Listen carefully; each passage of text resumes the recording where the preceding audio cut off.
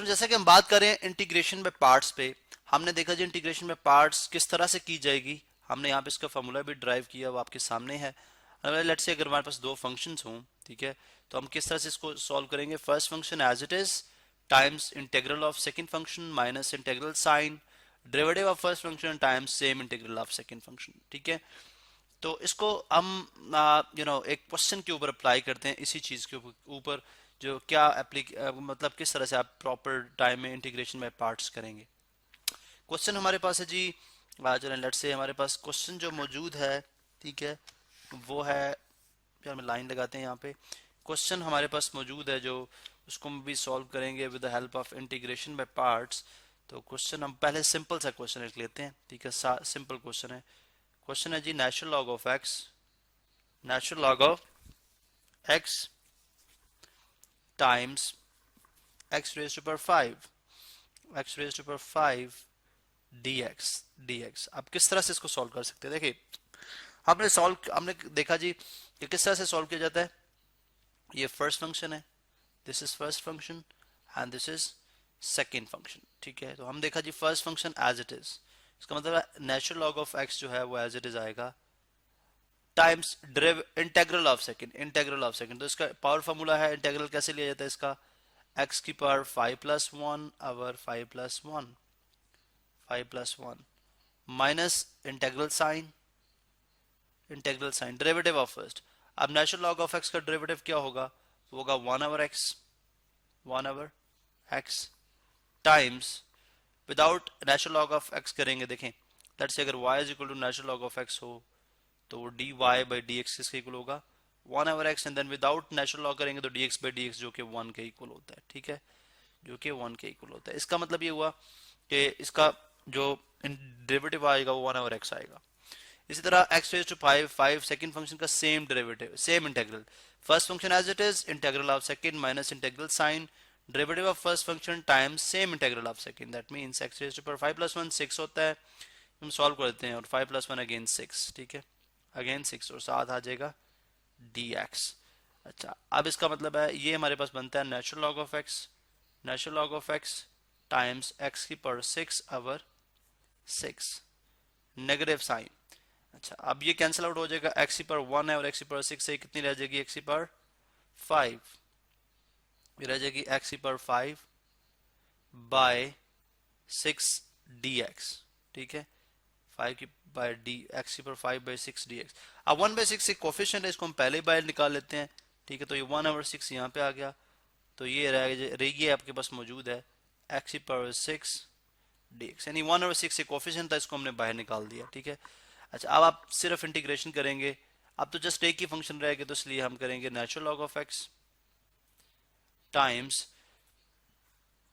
x raised to power 6 by 6 minus 1/6 x की power again 5+1 is 6, power formula our 5+1 is 6 plus some constant c, so that means ये हमारे पास final answer आ जाएगा natural log of x x की power 6/6 minus x की power 6 our x की power 6 times 6 is 36 plus some constant c। so basically ये हमारे पास formula आ गया, ये हमारे पास फार्मूला आ गया इस गिवन फंक्शन का, जिसको हमने बाय पार्ट्स इंटीग्रेट किया, बाय पार्ट्स इंटीग्रेट किया। यहाँ पे देखें जो है आप इसको जो है सपोजिशन यानी सपोज करके भी कर सकते हैं, यानी बाय सपोजिशन मेथड।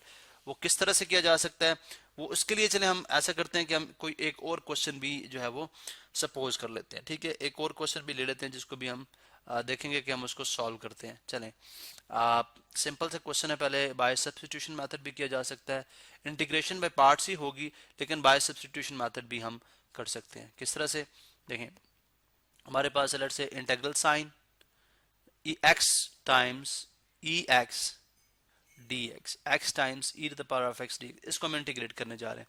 अब सपोज कर लें कोई एक फंक्शन है u जो इक्वल है आपके x के, ठीक है, इसका मतलब है जो du हो जाएगा, du यानी डिफरेंस डेरिवेटिव ऑफ u वो किसके इक्वल हो जाएगा 1 dx के, ठीक है।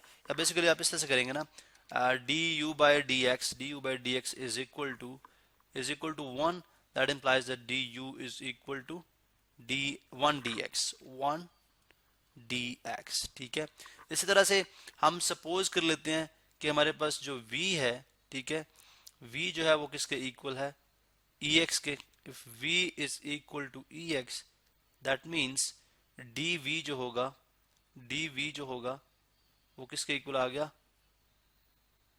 ex dx के। अब बेसिकली आपके पास, आप सपोज ये करते हैं कि जो dv है बेसिकली वो ex dx के इक्वल है, लेकिन अगर आप इसका डेरिवेटिव लेंगे तो वो किसके इक्वल आ जाएगा, v is equal to ex आ जाएगा, v is equal to ex आ जाएगा। आप बात को समझें, ठीक है। यानी हम बेसिकली, जैसे मैंने आपको यहाँ पे डेरिवेटिव लेके दिखाया, तो यहाँ पे जब आप सपोज करेंगे तो इस तरह सपोज करेंगे, आप सपोज करेंगे जो डिफरेंशियल फंक्शन है, बिकॉज सेकंड फंक्शन जो जो डेरिवेटिव फंक्शन है, डेरिवेटिव, ठीक है, वो बेसिकली ये जो क्या है, ये dv के साथ सपोज करेंगे, dv is equal to ex है। और जब इसको आप इंटीग्रेट करेंगे, तो वो किसके इक्वल आ जाएगा, वो आ जाएगा v के equal, that mean v is equal to e of x। तो मैंने क्या किया था, v is equal to e of x, तो उसको ड्राइव किया तो ये आया। तो एक्चुअली आपने ये सपोज करना होता है जो डिराइव्ड फंक्शन है, ठीक है, वो ex है, सेकंड फंक्शन ड्राइव्ड के तौर पे लेते हैं, और उसका इंटीग्रल लिया जाए तो v is equal to e of x आता है, v is equal to e of x आता है। इसका मतलब है अगर आप अप्लाई करें फार्मूला, ठीक है, अगर आप अप्लाई करें फार्मूला x ex dx के इक्वल, ठीक है।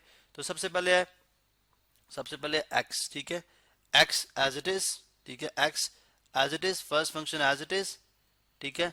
अच्छा, इंटीग्रल ऑफ सेकंड, तो ex का इंटीग्रल क्या होगा, ये देखें, e तो हमारे पास v था, तो ex का इंटीग्रल क्या होगा, ex ही होगा, e to the power of x minus integral sign derivative of first. अब फर्स्ट का डेरिवेटिव क्या है, ठीक है, 1 dx है, तो इसका मतलब डेरिवेटिव ऑफ फर्स्ट 1, ठीक है, times same integral of second. तो इंटीग्रल ऑफ सेकंड क्या है, ये इंटीग्रल ऑफ सेकंड है which is e to the power of x, ठीक है।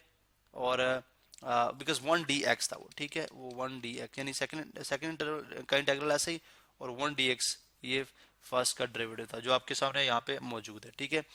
एंड अब आप क्या करेंगे, अब आप करेंगे इसको फर्दर इंटीग्रेट करेंगे, ठीक है। मीन के x e to the power of x minus e to the power of x का integral e to the power of x ही होता है, ठीक है, and plus some constant c। तो अब ये देखें, ये भी आपने देखें बाय सब्स्टिट्यूशन हमने जो है वो इसको सॉल्व कर लिया, x minus e to the power of x plus constant c। तो ये है जी integration of x times e to the power of x dx की इंटीग्रेशन।